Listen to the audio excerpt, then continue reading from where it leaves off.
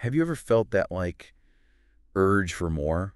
Like, you just want more out of life, more to experience, more to enjoy, you know, more options, more possibilities. Yeah, I think that's pretty common. Most people probably feel that way sometimes. It is, right. It's that, like, human drive that pushes us forward. Yeah. But what happens when that desire for more, for all those experiences, becomes the main driving force? Like, it takes over. That's a great question. Yeah, and it's actually something we're going to explore today in this deep dive. We're going to look at a character who seems to really embody that. Someone where that pursuit of more really shaped how he lived his whole life. Yeah, we're going to be stepping into the world of film for this one. We'll be looking at the 1987 film Dark Eyes, which I'm sure some of you know is based on a story by Anton Chekhov. Yeah, and specifically we'll be looking at Marcello Mastroianni's character, Romano. Right. Now, we're not just doing like a film review here. We're going to be using a specific lens to understand Romano. We're going to be using Claudio Naranjo's Enneagram theory. That's right. We're going to be analyzing Romano as a type 7, but with a very specific subtype, the self-preservation subtype. And for those of you familiar with the Enneagram, you know that type 7 is often called the enthusiast. They're all about pursuing pleasurable experiences. Exactly. Sevens have a real hunger for excitement. And not just for like food or anything, but for anything that brings them joy. They want to avoid any kind of pain or discomfort. Right. And, you know, they're really good at seeing the possibilities, reframing the negative and finding alternative routes. Always looking for the escape route. Exactly. And within the Enneagram, each type is further refined by what are called instinctual drives. So besides self-preservation, there's also the social and sexual instincts, each shaping how the core type, like the 7 in this case, actually shows up. Right, they modify it. And I think that this connects to why a lot of you listen to this show. You want to understand the complexities of human behavior. You know, you want to gain that insight, but you don't want to get bogged down in all the jargon. Yeah, you want the practical application. Exactly. And so today, we're not just talking about this one character in a film. We're talking about a pattern of behavior, a way that people in the real world engage with life. Right, and when we consider the self-preservation instinct layered on top of a type 7 personality, we get a very specific profile. Naranjo actually described this subtype as the most gluttonous of the gluttonous. But their focus isn't on just any pleasure, it's more specific. So what is it focused on? Well, they really crave tangible comforts, material security, and importantly, strategic social bonds that make them feel safe and secure. Okay, so let's jump into the movie and into Romano. Let's see how all of this actually plays out in his life. And I guess a good place to start is with that need for material security and comfort. Right. Yeah, and what's really interesting is that Romano seems to marry into that comfort. He becomes part of his wife's family business. In fact, the source material describes him as like an adopted son. And what's interesting is that he doesn't seem to pursue his own passions with the same kind of energy. He's an architect, but he doesn't really pursue that. He opts for the security of his wife's established business. He takes the easy road. Yeah, and it makes you think, what's going on there beneath the surface? What need is this fulfilling for him? Like, is he afraid of being vulnerable? Maybe, right. Maybe this is a way of leveraging external stability to avoid that internal vulnerability. It's an interesting pattern, one that you see in people who prioritize security over passion.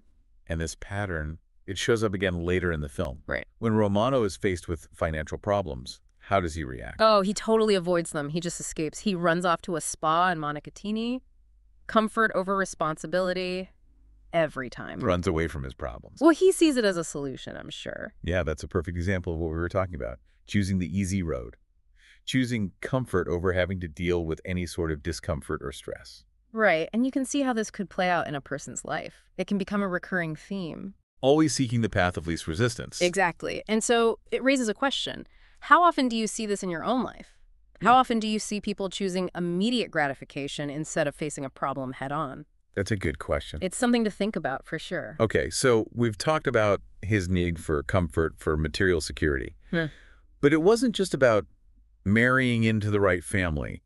He also seems very strategic about how he cultivates all of his relationships. Yeah, absolutely. The source material uses this phrase, mafia mentality.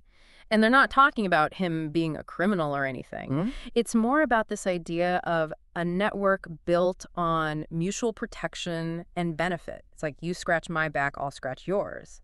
I see. And self-preservation sevens, they're actually really skilled at forming these kinds of alliances. And we see that with Romano. Oh, absolutely. He Yeah. charms his wife's family, seduces Anna, and even when he's in that Russian village, he figures out how to make himself indispensable to the people there. So it's not an accident. He's doing it on purpose. Yeah, and it's not just about the romance either. I mean, think about that time he spends in Russia. The source even points out that he's using his talents as a storyteller and a salesman to gain success and admiration from the people there. So it's more than just romance, right? He's getting something out of it? Yeah, there's that element of self-interest. It's like he's always aware of what he can gain from a relationship, whether it's security, comfort, or pleasure. It makes you wonder how often those kinds of unspoken calculations are influencing our own interactions. It does, doesn't it? Okay, so we've got this need for material comfort, these strategic relationships, and then there's this very obvious enjoyment of sensual pleasures. That seems like a big part of the whole Type 7 personality. Oh, it's central to it. And for the self-preservation seven, it's often very physical and tangible. How so? Well, the source material describes his movements as un poco ásperos, a little rough around the edges. And they point out that there's this constant presence of vino y el cigarro, wine and cigars, those very immediate sources of pleasure. It suggests a real need for sensory gratification. And again, Rush is a great example. It says that he is completely absorbed in food, alcohol, entertainment, and public acclaim. Yeah, he loves it all, living in the moment. And that's a key difference between the self-preservation seven and other sevens. Other sevens might seek intellectual stimulation or enjoy social connection for its own sake. But for the self-preservation seven, it's all about those tangible pleasures. This might make it seem like Romano's just a pleasure seeker, right? Yeah. But there's another side to him. There is. There's this underlying cynicism and pragmatism. Really? Yeah, and I think it's really interesting. Beneath all that outward enthusiasm, sevens are often very skeptical, they're materialistic, and they don't really believe in anything that goes beyond practical reason. Now we see this at the end of the film, right? Mm-hmm. When he essentially says that Anna would have forgotten about him anyway. Right, he's dismissing the idea of enduring love. And it's a pretty cynical perspective after what seemed like such a passionate affair. So why would he do that? Well, I think it's a way of protecting himself. By downplaying the whole experience, he doesn't have to deal with the pain of loss or the possibility of regret. So cynicism as a shield. Exactly. It's a way to avoid feeling vulnerable. So it makes you wonder, how often is cynicism a way for people to protect themselves from disappointment? That's a good question. Yeah. Okay, let's shift gears a little and talk about something that seems like a real strength for Romano. Mm-hmm. This idea of salesmanship and strategic self-presentation. Yeah. Sevens are often good at selling their ideas, and the self-preservation subtype uses this in a very strategic way. Give me an example. Well, they're really good at presenting things in a way that makes them look good. They often disguise their self-interest as enthusiasm or helpfulness. And we see that all the time with Romano. Think about his stories, Yeah. or how he convinces everyone in Russia that he's this amazing inventor with unbreakable glass. Right, or even how he convinces the villagers that he's actually good for them. He's always spinning things in his favor. He's a master manipulator. I wouldn't say manipulator, but he definitely knows how to work a room. And our source, it actually quotes Naranjo directly on this, saying that sevens have the art of presenting things from whatever perspective is most advantageous. Wow. Right. So it's about understanding your audience and tailoring your message to get what you want. It shows how adaptable and quick thinking they are, but it also makes you wonder about their authenticity. Yeah. Is it all just an act? That's a good question. And maybe it's not even conscious. Maybe it's just how they naturally operate. Okay. Let's move on to something a bit more challenging. Yeah. Defense mechanisms. How does a Type 7 typically handle those situations where they're feeling uncomfortable or stressed? Well, one of their primary defense mechanisms is rationalization. What does that mean? It means they're really good at reframing negative situations into something positive or necessary. It's a way to avoid facing unpleasant truths or taking responsibility for their actions. Oh, so like when Romano decides to go to the spa instead of dealing with his financial problems. Exactly. Or when he minimizes Anna's tears by telling another story. Or when he convinces himself that he can't go back to her because love can't last that long. He's really good at justifying his actions. He is. It's all about avoiding any sense of guilt or responsibility. And is there another common defense mechanism? Yeah, avoidance through distraction. What's that? It's when they encounter something uncomfortable and they just immediately shift their attention to something more appealing. Oh, so like changing the subject. Exactly. Yeah. And we see this with Romano. When his wife confronts him about their finances, he escapes to the spa. When Anna is upset, he tells a story. When Anna's letter arrives, he puts off translating it. So it's all about avoiding those difficult emotions. It is. And the source material uses this great metaphor, fills his eyes before his stomach. What does that mean? It means he's always looking for the next exciting thing before he's even finished experiencing what's in front of him. He's constantly chasing novelty as a way to outrun those difficult emotions. It sounds exhausting. It can be. But it's also a way to stay safe and avoid pain.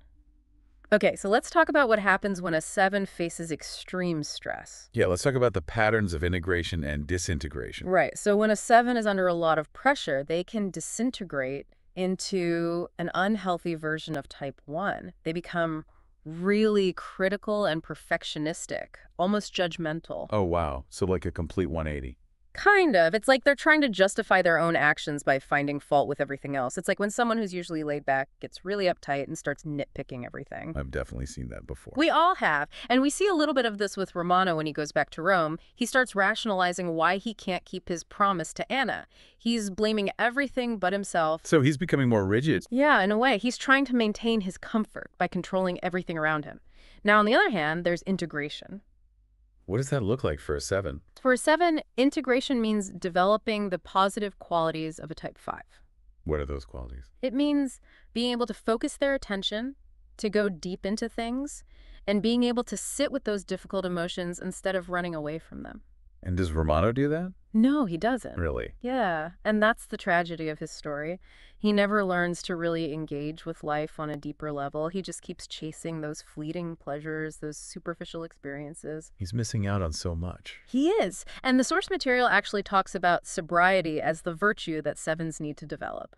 What does that mean in this context? It means finding joy in the present moment, even when things are difficult. It means accepting the good with the bad. So finding contentment in what is. Exactly. And for 7s, it also means integrating those type 5 qualities. Being able to focus, being able to go deep, being able to handle those tough emotions. And we see the consequence of not doing that in that final scene. Oh yeah, that scene where Romano is just a waiter. He sees Pavel and Anna, and they're clearly still in love after all these years.